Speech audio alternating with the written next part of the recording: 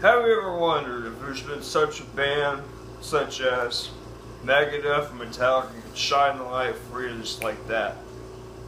Have you ever?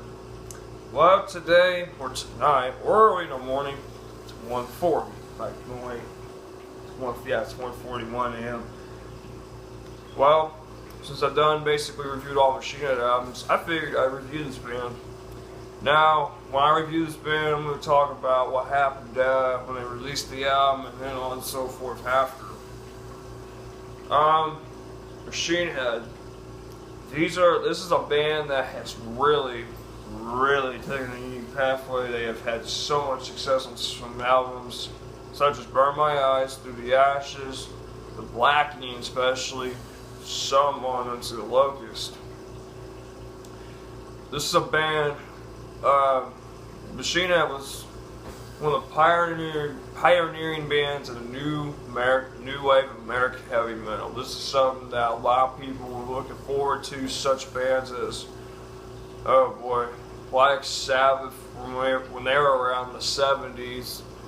I mean, the new wave of heavy metal just came in. Bands like Metallica that started this shit. Machine Head was just the receiving end, and Pantera. Well, Pantera really good became heavy metal until almost 90. Machine Head has been a band that's always stuck to what it wants to do. Well, a couple of their albums have kind of been questionable. Some fans say questionable for a reason. There is a reason to this. If you're wondering what that is in the background, that tornado might be familiar to you. I'm not going off subject. If you're wondering, that's the Howell, Nebraska tornado that happened on May 22nd, 2004. And yes, it's been over 10 years. Can't you believe they used to hold the record for being the widest tornado, 2.5 miles wide. It was an F4. But anyways, that's my history background. But anyways, let's go back on the subject. Machine Head, when they first started, their original lineup, well, let me just say this. Robb Flynn was just getting out of violence. He came from violence and then on to this.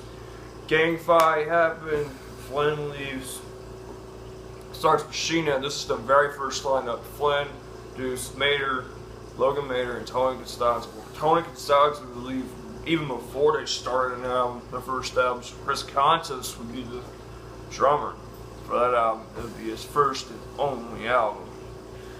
Burn My Eyes, whenever that album came out in August '94, my God, it got so much attention in Europe. It was a major thing on MTV, Headbangers Ball. However, in America, Machine Head would not have success until later albums that would start with Through the Ashes, Vampires, and so forth. From there, Burn My Eyes. Many people, this album is well positively, this is a well positive outcome.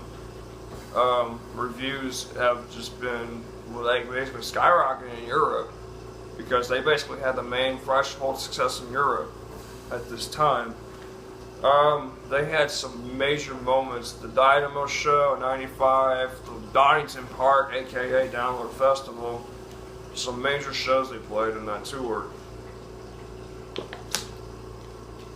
Donington Park, when they played there, Walter Ryan, I filmed for Chris Kontos, just because Kontos had previously reported he was having, I guess, some stomach troubles or something. It's in an interview with Al Newstone. And while he was fired because he was not committing to he's not keeping tour commitments. So that brings us into the Vorthing Exchange era, which was from '96 to '98. I meant from '97 to '98. Chris Kontos would be replaced by Dave McClain to this day. This would also be Logan Mader's last album, as the year later, after this album came out or something like that, he showed up to a one-day practice session late with high methamphetamine and prosthetic band members. I talked about the More Things Change album review. Go check it out. We talked about it towards the end, I think. Yeah. But the More Things Change is just as heavy as Burn My Eyes. There's those moments again, like I said, and touring. Yeah, I don't know. It looked like they played more of those small shows, but They played a Dynamo again. That brings us into the 99 era. The Burning Red, this is where the tide turned basically for some people. People were like, well, what the hell happened to Machine Head? Well, Machine Head wanted to try something different, I guess, when Rue Luster came into the picture. Rue Luster, my God, you might as well call him the pussy of metal. I don't know, but because this guy doesn't like playing the heavy songs with these guys. I'll talk about that in a couple minutes. But whenever they started with him and the Burning Red in 1999, when this album came out, there were some mixed reviews, and this album was criticized somewhat. Some people were attracted with songs such as the Sweat, the Tears, and From This Day. In my opinion, those are two good songs. The Burning Red, however, it's not high up there on my list, but it really did okay. On Standard Effect, it did alright. And it got, it's 88 on Billboard 200. Now that's somewhat decent for an album that you're now doing new metal. Because that's what will happen for the next album too, Supercharger. Good God, there's more rapping vocals in this album than the Burning Red.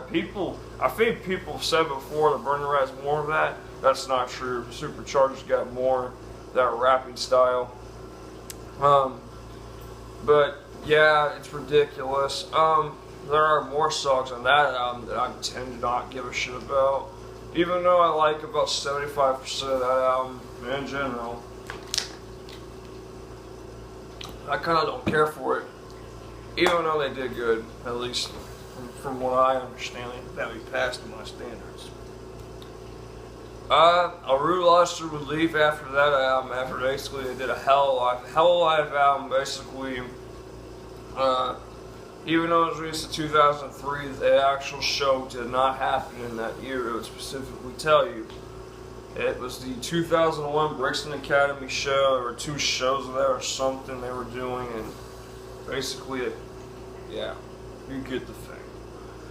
But Rue Luster was wanting to turn the band to a more melodic direction. He was just not into playing songs like Davidian or Bulldozer. As I said in the Ashes event, I think in the Supercharger review or the Through the Ashes review, I said I found this out in the Elegies documentary. Yeah, it was the Ashes album review. Yeah, the Elegies documentary. It's on YouTube, I think. Still, so I found this out, and this is around the same time Machine Head severed its ties with Roadrunner, and they split for now, because they were just not happy with what they were doing, and things were just not working out. So then, after Rue leaves, they were basically 3-piece. So then, Phil Demmel comes along at the table in the picture for a minute, because those guys, Rob Flynn and Phil Demmel, actually played together in Violence whenever they're in Violence, At the time, he was running with 2 bands, Technocracy and, what was the other one? I forgot. But anyways, Phil Demmel was doing some tour shows. They were playing at With Full Force, I think. No. Yeah, I don't know. I have to rewatch that DVD. They were playing at Gross Pop Festival and all this shit. And then the last show, Vultures Row in Oakland. Good God. As I said in a Through the Ashes show, I think. In the Through the Ashes album review, I think. Worst show ever. I ain't gonna repeat what the hell I said in that video. You already know. But anyways, Phil Demmel would leave for a minute there, and they would do this 4-demo piece along with these label records. Were like, well, you gotta do the electronic press kit, and the band's just like, the fuck is that? They really didn't understand what the hell an EPK was. They have never done this shit before, they said. It was just weird to them. They were basically just standing there. They said they're like selling their asses on the street or something like that. And when they present this to the record labels, every single one of them turned it down. They turned the offer down. They like slammed the door shut. And then at this point, they were thinking about changing their name, and all this started happening. Internal issues happened again with this and that. Things weren't looking good for them. And then Phil Demmel comes back in March of 2003 good God, for the light of day when Phil Dillon comes back. He actually now is a permanent member. Some stuff they wrote as a three-piece would basically end up being on Through the Ashes. This is where we're starting now. Through the Ashes era. Through the Ashes of Empires was released in December of 03 everywhere except the US. Wasn't released in the US until April of 04. Through the Ashes of Empires was their comeback album, basically. Man, some die-hard fans would say it would be their best album since 1997. I don't know. I don't think there was much said about that kind of statement. But anyways, these guys, once again, they were at the top.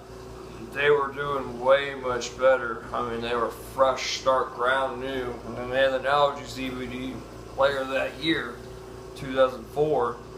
Again, Breaks in the Academy, except this is like a fifth. Yeah, they played them with the same amount of shows they did from the last one. Except this time, they really don't play anything from Supercharger. Thank God. They end the show with Block. Ooh, good job. And this would carry on with the fire into the Blackening era, 2006 to 2000. Well, you can say the first part of 2010. They had already also had songs around in 04 to 05.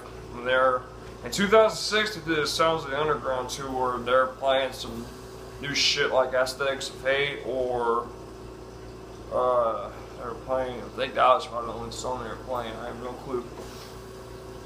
But they already have the stuff being made, and this would Aesthetics of Hate, like I said in the Blackening review. Just go watch it. I explained what it was about. The Blackening, good God. Whenever that album came out, it's like Machine Head have found God, basically. I don't know. They got more expanded boundaries on this album. This is a no limit whatsoever. The Blackening, in my opinion, was the album of 2007. I'm not gonna lie, it probably was.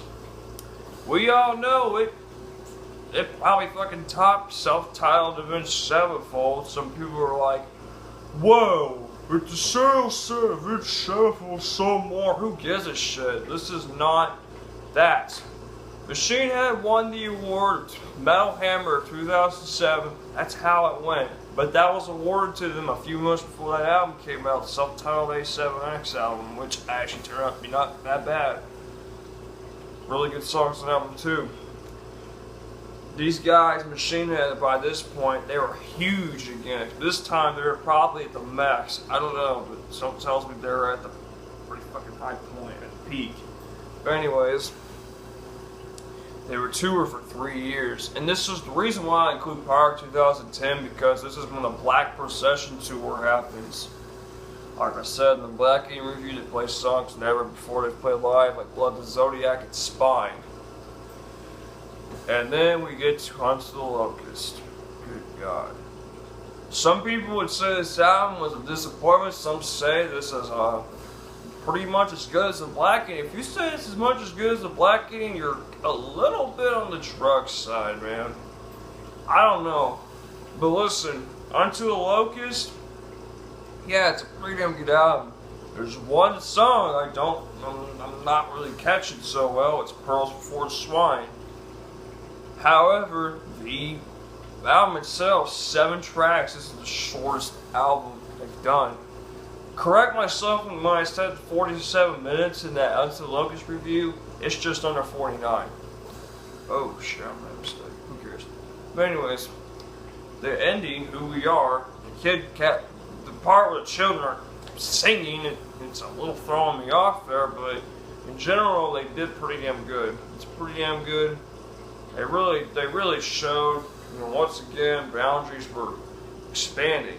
They really expanded on the Blackening. And, and then Machine Head released their second live album, Machine fucking Head. It's various recordings when they were touring around 2012, and it's just amazing. And now they got a new album coming out in November this year. Yeah, do not be surprised when this might be delayed. Because they're just that retarded, guys. I mean, come on, man. And this is going to be their first album in Nuclear Blast Records now. They're now in Nuclear Blast. Adam Duche, he would be fired from the band in February 2013 due to ongoing differences. And then he files a lawsuit 10 months later, January of this year, 2014, saying something about, you got around this big ass mouth. Anyways, what happens is just technically 6 days ago, July 2nd, this was settled in court in basically undisclosed terms. Goody. So, if you're looking forward to the new Machine Head album, comment below and tell me what you expect. And this is something else too. I'm expecting this album to have a crossover sound between Burn My Eyes and Through the Ashes and the Blackening all together. That might sound crazy, but I think it's gonna happen.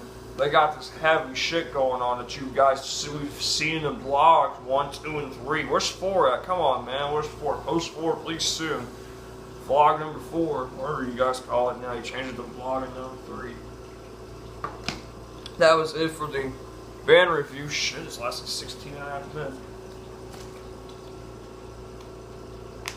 Comment below what you're expecting on this album. If you're expecting something really good, what this may sound like from what other album. Be honest. You don't have to really be 100%. I'm not asking for that. You guys, I want to see your guys' opinions. I'm going to throw my damn opinion. I just said it too. Alright. Good night, guys. Ooh, yeah.